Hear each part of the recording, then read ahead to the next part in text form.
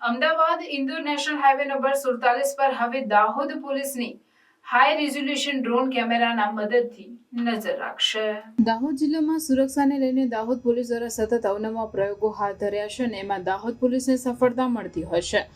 સામાન્ય રીતે દેશની બોર્ડર ઉપર પેરામિલિટરી ફોર્સ તેમજ અર્ધ સરકારી દળો દ્વારા બોર્ડર પર આધુનિક ટેકનોલોજીનો ઉપયોગ કરી અવકાશી અવલોકન સાથે પેટ્રોલિંગ કરતા હશે.